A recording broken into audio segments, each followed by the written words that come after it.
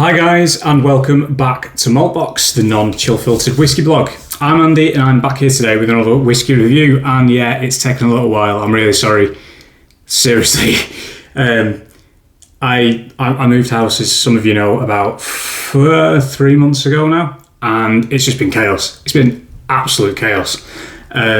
So yeah, basically I've not really had much chance to let alone record whiskey, but consume it as well. So I do apologise. I've managed to take a little bit of a hiatus this evening, and basically just do a quick review for you guys. So I'm really conscious that, particularly to my patrons, thank you so much for sticking with me the last few months. I'm very conscious that I've not been putting out a lot of content, if any. So thank you very much, guys. I really, really do appreciate it. And I'm coming back today on topic, like I am quite a lot of the time, with English whiskey. And this one comes in the form of this. This came out the latter half of 2022, and it is the Cheshire English malt whiskey from, well, you can probably guess, it's from Cheshire. Now, Cheshire is usually looked upon in England as being the home of quite wealthy individuals and a lot of Range Rovers, and occasionally footballers that choose to live there to play for places like Manchester United, Liverpool, another team from Manchester that I can't remember the name of right now. But effectively, the Cheshire is actually distilled at a brewery called Wheatwood. There is no such thing technically. There's nothing called the Cheshire Distillery as such. It's made by the guys at Wheatwood, who make some really, really good beers, some good ales. Now, this is bottled at 46%. It is non-chill filtered. It is natural colour, and there is in the glass. Now, it's a little bit condensed on the bottle, and that's because, I know I said it's been a bit chaotic. The temperature in this house has not been very warm. Let's put it that way. I think in the recent cold snap in sort of January towards the end of December, it was hitting 4 degrees C inside because it's just drafty as hell. So I've only got about 10% of my whiskey collection here at the minute, and what I do have is pretty cold, generally speaking, so I'm going to give that a little bit of time to warm up in my hand as I talk. Now, this has been matured in a combination of STR, so strip toasted recharred, quarter casks, so small casks, generally 50 litres, and then finished off in European oak. Now, the guys at Wheatwood describe this as having, on the nose, vanilla, apple, tropical fruit, which is something I get from Bimber. I get a lot of pineapple from Bimber, distillate in particular. Lavender, orange blossom, palate, creamy, orchard fruit, toasted hazelnut, green tobacco, bitterness, and a peppercorn spice, long finish, etc., etc. Now, it's cool. It is cool to see another English distillery on the scene. It really is. A lot of you will know by now that I'm a big fan of the English whiskey renaissance and what it's had to offer so far. There's really, really blossoming whiskey scene here in England, and yeah, can't wait. I mean, my local distillery is Bankhall in Blackpool, which is about 30 to 40-ish miles south, I think, from where we now live. Because we are sort of pretty much, well, in Cumbria, really, on the cusp of Cumbria. So we've also got the lakes as well, but that's at the top end of the lakes. So for me, Bankhall's probably, it might be equidistant actually. But yeah, so Cheshire, lovely part of the world. Very, very nice indeed.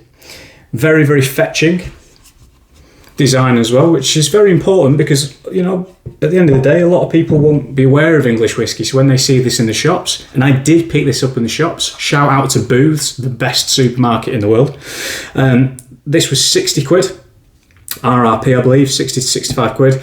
It's a lot of money, don't get me wrong, it is. And I do get people commenting saying, do you know what, I can get a 12-year-old Scotch for 40, 50. Well, yeah, you can, but these guys, very, very small. They don't have the scale yet. They don't have the exposure yet. They need to recoup some of that money. I get it. That's why I'm kind of open to spending that kind of money on English whiskey, because it is still a very young scene. It needs some cash injection outside of the initial capital that is put into those companies to distill the whiskey and get the distillery set up. Some of them start by distilling gin. I mean, Wheatwood's a little bit different. They've already got a brewery, for example, so they do have another form of income. Now back onto the whiskey. You can see the glass is condensed a little bit. So it's a very, very nice sort of copper colour. Tears starting to go down the glass quite quick, actually. Now, again, before I dive in, sorry guys, I know I keep chatting. It's been too long, I'm just unloading on you. This isn't going to be the permanent new House and Malt box. This is actually my bedroom that I've just finished decorating.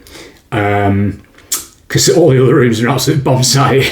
If you watch the Oswars, you'll see me next to a nice roaring fire, but what you didn't see behind the camera was there were holes in the walls, the window leaks. Yeah, there was no carpet.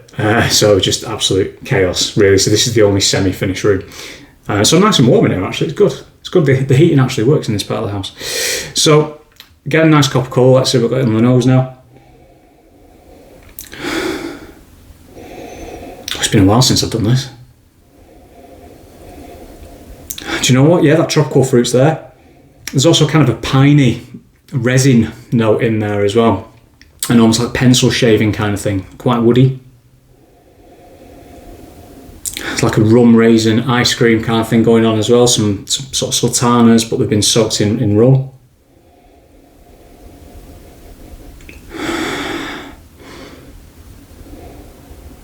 Yeah, there's some apple in there, something a little bit fresher. There's a slight maybe cinnamon note in there as well. It's a very nice nose. It really is. It's very, very nice. It's quite... It smells quite... I don't know, what's the word? I think I've said this before on other whiskies. It smells thick. It smells quite chunky. It smells quite voluptuous. It's probably the word that I would use, but it's got enough going for it that it's not kind of overbearing. The woodiness does come back, particularly going in again there. Very, very oaky. But I quite like that. So, on the palate, cheers.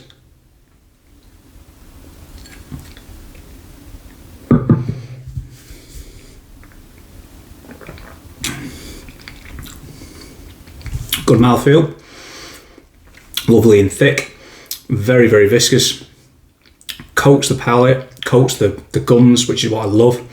Very peppery, and I don't mean hot and unpleasant. It's very, very nice. Really, it does say pepper on here. Bang on the money, black peppercorn for me. Sweeter elements, some of that tropical fruit comes back in. I'll probably say something closer to maybe a mango than pineapple potentially. Almost like it's been char grilled as well. There's a little bit of kind of ashiness to it and charred flavour. It's really, really nice. It gets slightly meaty, then goes back away into the fruit.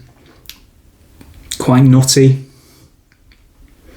Maybe some coffee in there towards the palate. At the end of the finish, sorry. This is good. I think what I'd say off the bat, 46%, bang on for me. Yeah, 50% is great when you can get it, but I also like 46%, very approachable. To me, it hits very, very well for certain styles of whiskey, and for me, this character of whiskey, this body, this base spirit, is probably levelled about right in the mid-40s. I'm sure it's very, very good in the 50s and at cast strength, but I think it works really well. It's maintained a lot of texture, it's maintained a lot of body. Very, very tasty. The finish, warm, quite long. A little bit of spice in there, a little bit of chocolate. It kind of reminds me of the finish, actually. Reminds me a little bit of the Macallan 12 Sherry Oak, which isn't something I say very often because I'm not really a massive Macallan fan. Decent enough whiskey, but as we all know, it's a little bit pricey for what it is. But yes, it's that chocolatey, nutty note for me that just really resonates with me on that front. One last go. Touch Parma Violet on the nose this time.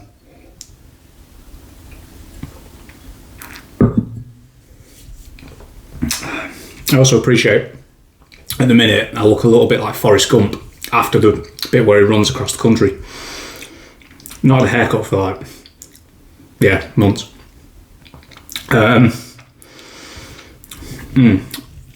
The tropical fruit really stands out on the palate. It's lovely. The pepper, slight spiciness to it. There's a little bit of heat in there. There's a little bit of acidity which balances it all out as well, because you don't want it to be too sickly. At that point, you might as well drink golden syrup. Maybe a bit of demerara sugar, caramelised sugars at the back. It's a great whiskey, this. It's lovely. It's really, really nice. Banging. And it's another example that English distilleries are doing really, really well. They're concentrating on really basic key areas, and that's flavour, that's presentation. And it's also just love. It's a love of whiskey. It's a love of making something. It's passion. And I'm really, really glad that so many people in England have decided to take the plunge. It can't have been easy at the start. It's definitely, I'm not saying it's easy now by any stretch. It's not. It takes a lot of money, it takes a lot of dedication, and it takes a lot of hard work. But back in the day when there was St George's and Healy's cider farm in Cornwall that didn't even do it full time, they only made certain batches of it. That was it. And people started to go, oh, blimey, right, well, maybe I want to make an English whiskey. And it takes a lot of courage to do that, because it's no small feat. And I think guys like Wheatwood have really come out of that first sort of row, so to speak, the first kind of the releases from the other distilleries. And it's really nice to see that it's just working. That's what I love. It's working. This isn't a flash in the pan. There's more distilleries coming. There's more releases coming from the distilleries that have been going a little while longer. There's older whiskey starting to come through now. I cannot wait to taste a 15-year-old or 18-year-old English single malt. I really can't. And St George's are probably going to be the first to do that. Maybe Healy's, Hicks and Healy at the Cornish Cider Farm. I do have a bottle of the 9-year-old somewhere that I've not opened yet that I will be reviewing. But yeah, kudos to the guys at Wheatwood. Great dram. Really is lovely stuff. It does remind me in some ways of Bimber, because again, to me, Bimber does have quite a lot of tropical fruit, quite a lot of that kind of burnt sugar note, which I love. But this is also maybe a little bit more mellow, but not in a bad way. I'm not saying it's disinterested, it's really not. It is. It's just got a very different flavour profile outside of that. Lovely stuff. Well done to the guys at Wheatwood for this bottling of the Cheshire. And this is the first release. I've only got one bottle of this. As far as I'm aware, you can still get it, I think, but I've not really had the time to check recently. But next time I'm in booths, I'll see if they've got any more, because I might pick another one of these up to put to the side. Thanks very much for watching, guys, as always, and thank you for coming back, and thank you for sticking with me, and just thanks for watching. I really do appreciate each and every one of you. I will be back very shortly with another review of something at some point somewhere, maybe not in this room. And yeah, see you soon.